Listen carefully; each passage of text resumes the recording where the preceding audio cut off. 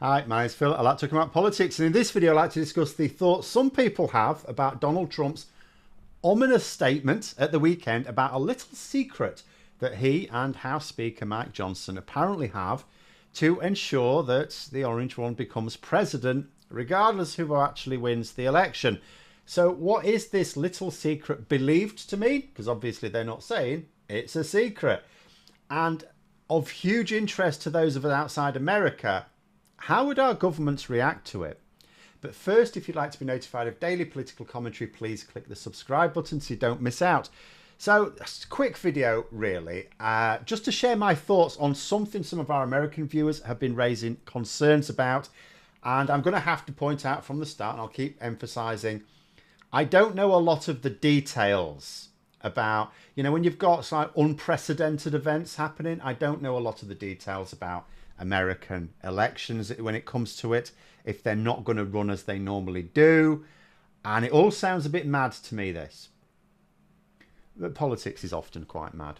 And I was only saying the other day how hard it is to see how Trump could really steal the election without a lot of people being complicit. Remember, not all Republicans, even those who support Trump, will necessarily trash America to make it happen, as Trump's own vice president showed in 2021.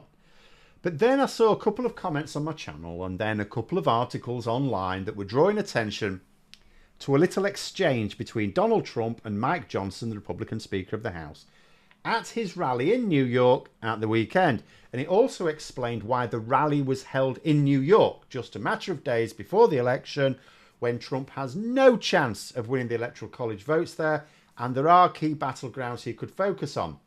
It is apparently, as may become clear, an attempt to increase the number of Republicans who win seats on Capitol Hill, not about him personally. He was there campaigning for other Republicans. And it seems to relate to what sounds like a pretty arcane way in which Electoral College votes are certified, first of all, but also how congressmen and women basically take up their seats when they win an election. Now, we know that Trump's plan after the 2020 election was to get his vice president to effectively throw the results out. Pence refused. Now, obviously, he can't use exactly the same plan this time because the vice president now is his presidential rival.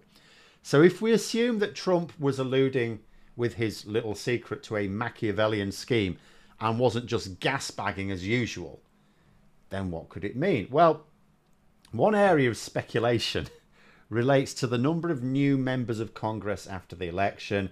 I'm told there's some really weird process of certifying them, which is done by a committee which currently has a Republican majority. And until they are certified, until they are officially members of Congress, neither house, they are unable to discharge their duties, which means they're unable to take part in the certifying process.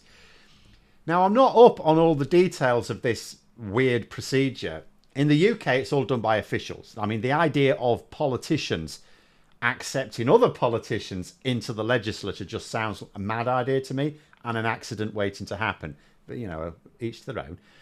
But this idea is that, so this committee that's set up to do this, if it blocks the certificate, which currently apparently has a Republican majority, if it blocks the certification of new Democrat Party members, then the Republicans could command a majority, even if it's not one that's reflected in the election results, and then they could just simply refuse to certify any Electoral College votes they don't like. Now, like I say, I don't know how true this is or how credible. It sounds mad. I mean, for a start, it would have to rely on quite a few key Republicans all behaving in an obviously unconstitutional way. It would have to, and remember, again, it's not a given. Remember, Mike Pence was his actual vice president and refused to go along with it. You'd need a lot of Republicans who are more like Marjorie Taylor Greene than Mike Pence, yeah? It would have to be a conspiracy that a large number of Republicans would need to take part in, and all in full public view. And even then, I mean, there'd be no guarantee of success. After all, Biden is the president right now. So at this point, I'm now thinking, so what exactly is the mechanism of the transfer of power? Because previously it's just happened, right? Would the system really compel Biden to transfer power to Trump if it's clear that Trump lost the election and the Republicans had failed to properly certify duly elected members of their own house? And although I can well believe that the United States really does not have the adequate checks and balances against allowing a lunatic to turn their country into a fascist dictatorship, I'd be really surprised if they were this poor. Like I say, hopefully Trump was just puffing on a bit of copium to give his supporters encouragement. However, if there are schemes afoot, and if it is possible for Trump to quite literally steal the election and become president, despite election results pointing to a Harris win, how would the world react? I mean, one obvious consequence is that America would forever lose its credibility as a champion of democracy. Be gone. That'd be it. And even if in a couple of years' time the dictator Trump was like brought down somehow, that wouldn't wipe the slate clean. But how would countries react immediately? I mean, I can't imagine they're going to be getting on the telephone to congratulate President Trump. That would seem mad. I mean, maybe the Russian office.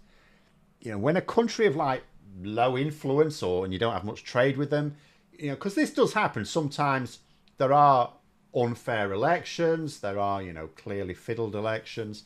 And it's quite, for small countries, it's quite easy for the big heads of government to disown it, say you don't recognise that leader. I mean, if the election result is for a Harris win and Trump is suddenly made president, what should really happen is that it should be quite easy. Governments around the world just should refuse to recognise Trump's government. But that effectively means having no contact or diplomatic relations with the American executive power, the most powerful country in the world, with whom the UK has about a fifth of its trade. Absolute nightmare scenario. Keir Starmer and other Western leaders would know that Trump could arguably even worse under these conditions as a literal dictator than the duly elected president. If Trump wins the election, you know, maybe he will still care about opinion polls. Maybe he can still be steered.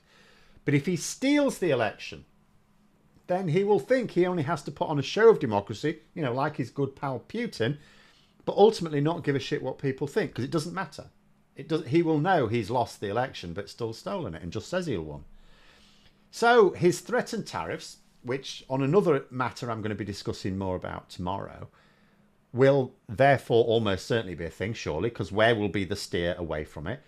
And he could raise them higher against countries whose governments refuse to recognise his presidency. You know, we know he's a bitter, spiteful man. And although forecasts show that this will hurt the American economy more than the countries he's hitting with these tariffs around the world, Trump won't care about that. But our leaders have to care about our trade because they're not planning on remaining in government undemocratically. In fact, there's one thing worse than Trump winning the election next month. It's probably Harris winning and Trump somehow successfully stealing it, because the global consequence of that would be immense. Although I think I know one little chappie in Moscow who will be ready and waiting to take full advantage. But there we are. Those are my thoughts. Let me know yours in the comments below. If you enjoyed the video, please click the like button and subscribe. And if you'd like to support the channel further, you can join for memberships. Thanks for watching. And until next time, I'll see you later.